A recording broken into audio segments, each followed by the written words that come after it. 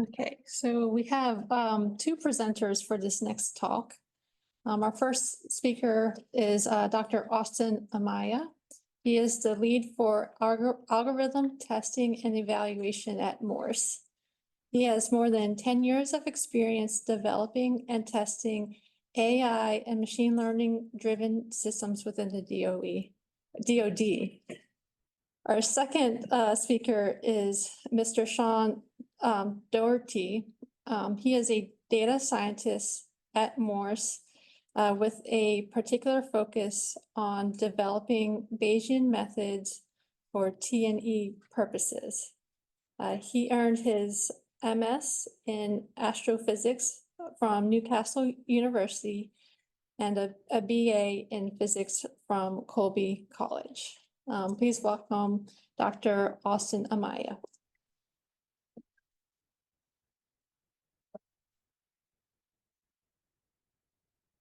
Yes, hi, I'm Austin.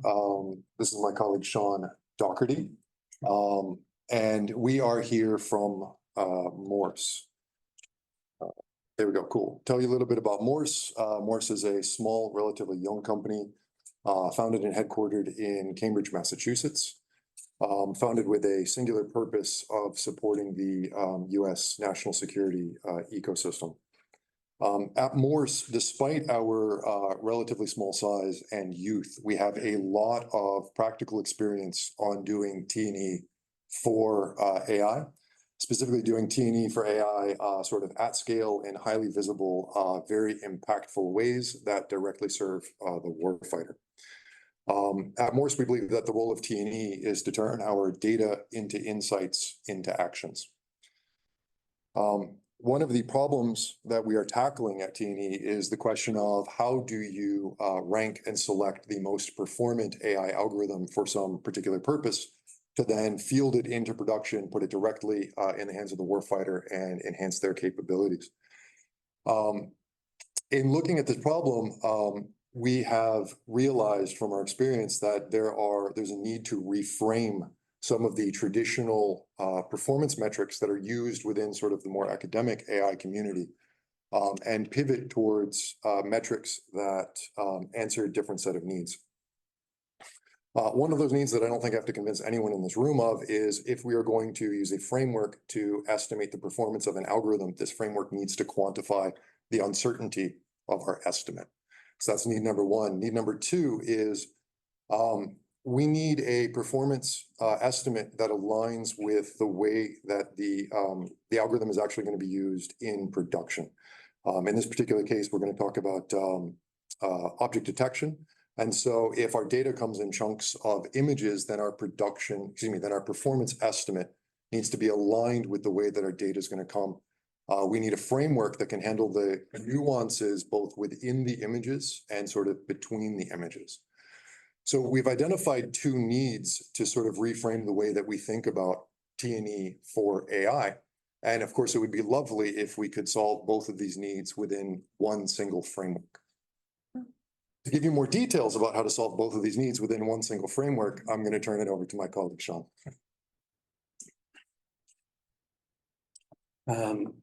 Thank you, Austin. Yep, to provide those details, I'm very excited to talk to you about something we've been working on, which is to use Bayesian multilevel modeling to estimate our model performance. And these models, we like these models because they can use information in the data efficiently.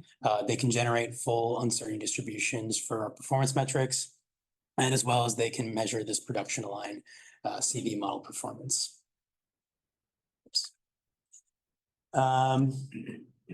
Right. So just quickly to walk you through a typical test and evaluation workflow.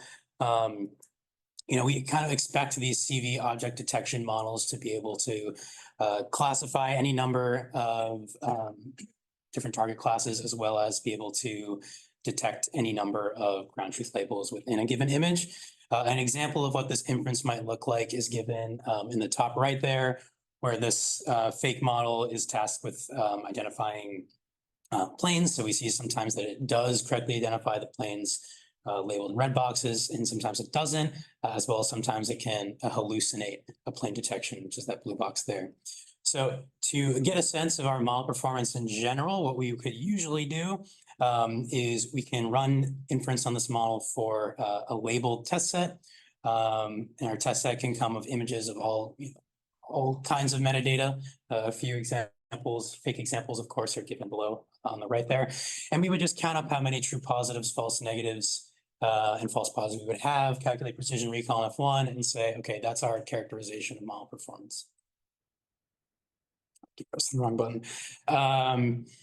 But what can often be the case for data and performance measurement applications is that it comes in some kind of hierarchical structure. And so what I mean by that is our data can come in different levels where data within a level can be grouped by similar or the same observing conditions. And it's that these shared metadata feature spaces that can induce correlation in AI model performance within these clusters. So all that wordiness aside, the example for object detection would be all of our ground truth planes within the same image, this big image on the top, are going to have correlated AI model performance, more so than they would against other planes in different images that might have different observing conditions, right?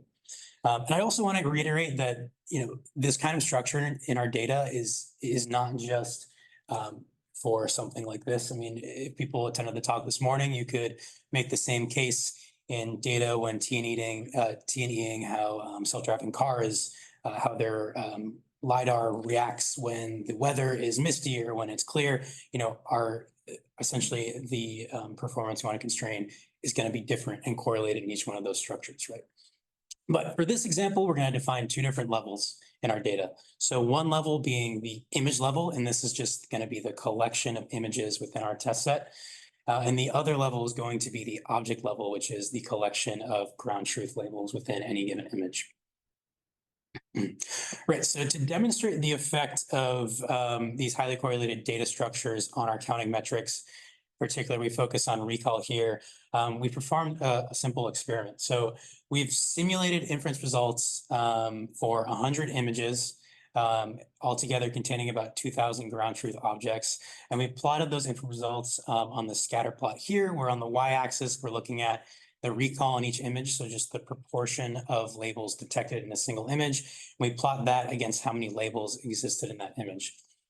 So we've simulated this data, one, so that we observe model performance at many different levels, so ranging from image recalls of 0 to 1, and as well as we've simulated our data here to contain different amounts of labels per each image. So another way to think of this is we simulate our data that each image contains a different amount of information about how a model will perform for that specific observing scenario captured by that image.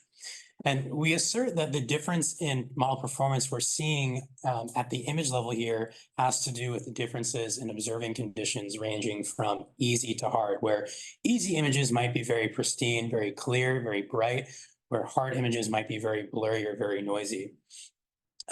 However, we also assert that the observing conditions within each image are the same, right? And so that's exactly how we're producing this correlated data structure. And this is extremely obvious when we look at these two almost outlier images outlined in this blue box towards the bottom, where we have our model has had almost 200 opportunities to perform and has failed every time that the performance is very highly correlated. However, we can see in this plot that that performance is not typical of this model's performance on images in general, right? So continuing with our test and evaluation workflow, all we would do is we would just count up how many true positives, false negatives we had in all our images together. And we would compute our naive recall measurement, which in this case is 0.59. And we can plot it on our scatter plot there. And what we can start to visually see here is that our two outlier, I'm going to call them outlier images, our outlier images are weighting down this naive recall measurement. And perhaps to make this problem a bit more obvious, I can give a really drastic example. So let's say your test set is just two images where you have one image with 1,000 missed ground truth planes, and you have another image that's just one ground truth plane that's detected. Your recall is going to be very much weighted down towards that one image that was very challenging for whatever reason. Although we've seen our model perform well in another case, so our intuition tells us we want something a bit in between, but we also can't be very certain about it because we've only measured 2 images.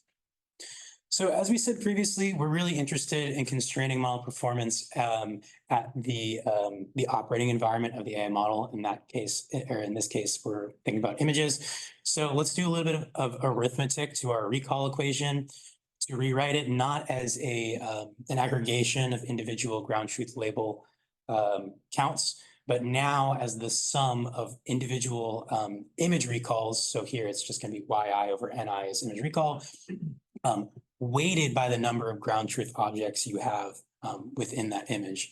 So if we take the elements of this summation and we plot them in a histogram below, and we plot our test set recall over that, yes, indeed, we see that this is exactly the type of distribution that our test set recall is describing.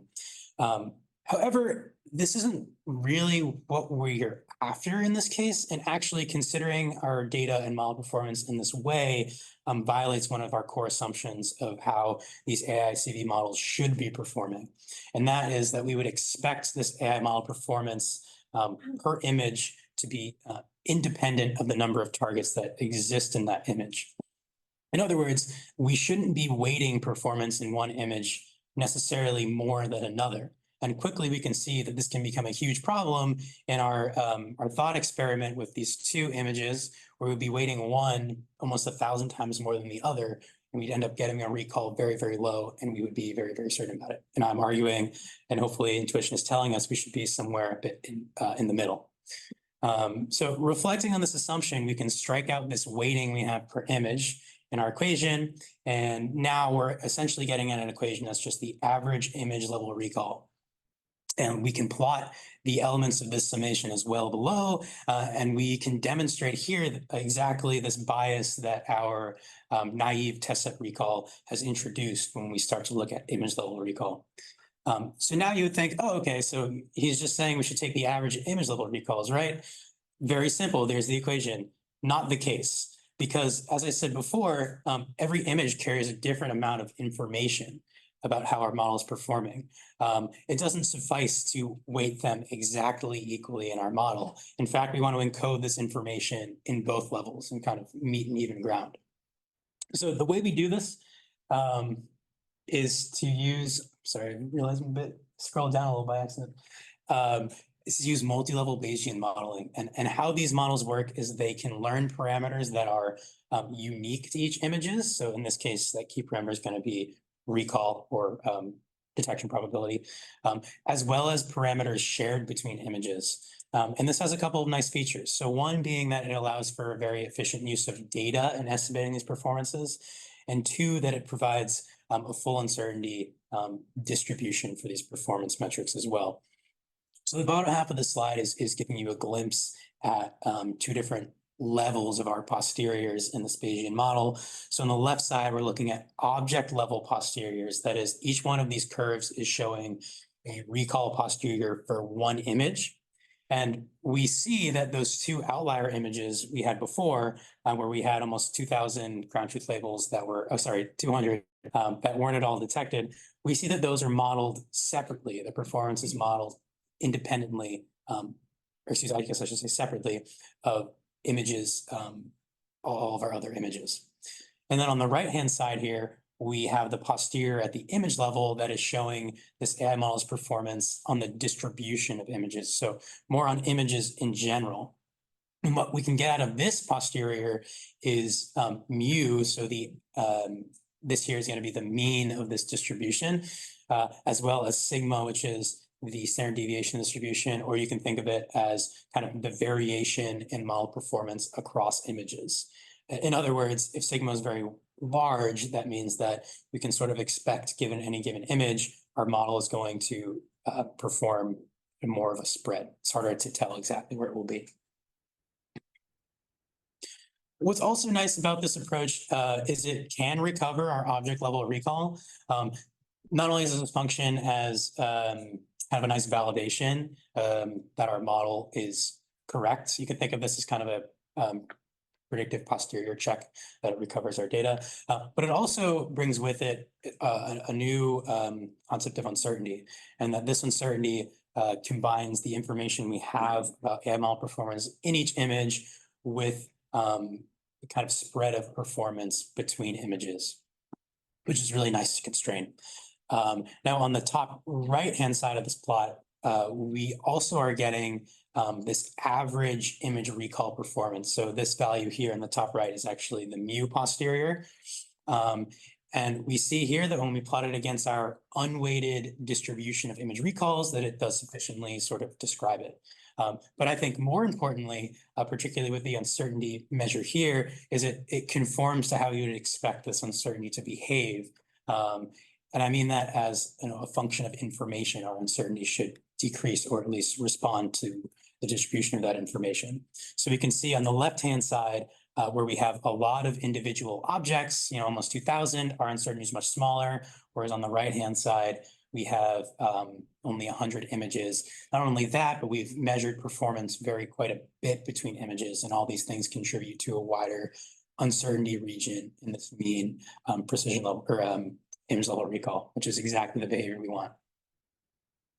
So this point is also kind of made very explicit by this plot here, so I'll just walk you through it. But so the plot on the bottom is showing the image level as well as the object level recall posteriors plotted for different cumulative test sets.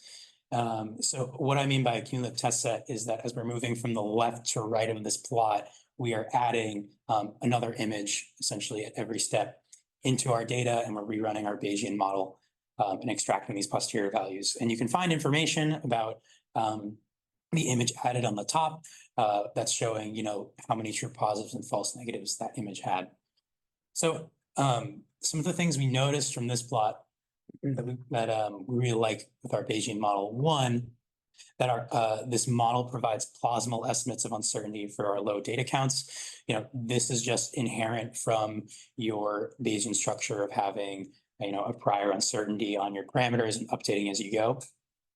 And that sort of recovers, once again, this trend of uncertainty as a function of information at all parts of our test set size. And most importantly, and I think this is the most important point of this whole talk, is that our object level recall measurement is much, much more susceptible, and I would argue inappropriately susceptible to these information dense observations. And what I mean by that is, consider the two cases where those two outlier images get added to our cumulative test set. So it occurs once at around test set size of 10 and another time around test set size of 70. And we see that when this occurs, our object level recall in blue drops substantially out of its uncertainty region, which is behavior we would not anticipate just in general in terms of how we would define an uncertainty region. But when our image level recall ingests these images, it says, well, I've seen the model perform at a whole other bunch of different clips. And so this is just one new piece of information for me, given it's a dense piece of information, and I should treat that appropriately. So what it does is it sort of slightly moves its median posterior value ever so slightly. And really, when the second image is added, you can barely notice. But more importantly, it broadens its uncertainty region. So this plot is sort of directly showing how this variation in performance is accounted for appropriately by our image level recall posterior. So just to summarize the point here, being that this image level recall posterior is much more robust in its performance estimate in the face of an unbalanced distribution of information across different observing conditions. So that's all I got now. I hope that what you take away from this talk is that, my data actually has some kind of structure, and hopefully you see that this is a pretty simple framework to account for that structure, as well as extract perhaps new dimensions of model performance that we hadn't previously considered. So thank you.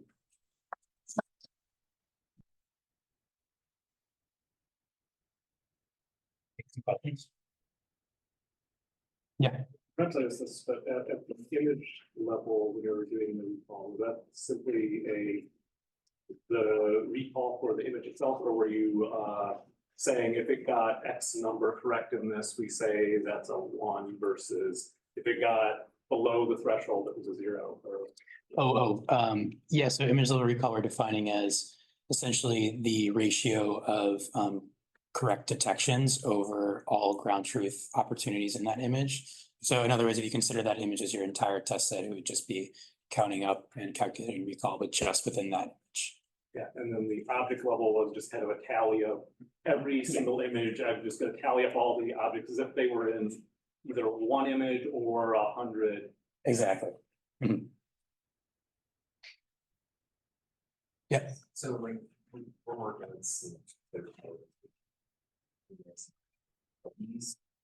is this methodology embedded in that, or is that separate from those tools? This is, I guess, just a MORSE methodology right now. I guess you'd have to build your own Bayesian model to do it, although it's really not a very complicated model. There aren't a lot of parameters or features really, but no, we use PyMC, you do everything in Python. And so there's a lot of good resources online about how to do that, and a lot of good, honestly, YouTube videos where the people in the community are interviewed and they show their Jupyter notebooks and all this stuff. So that's what I would recommend. Although I think I will say, if there's a signal from the customer, so those tools I think are governed by CDAO. If they are interested in this, then we could obviously bring this tool into the Themis and gradient frameworks. Any more questions? Thank you.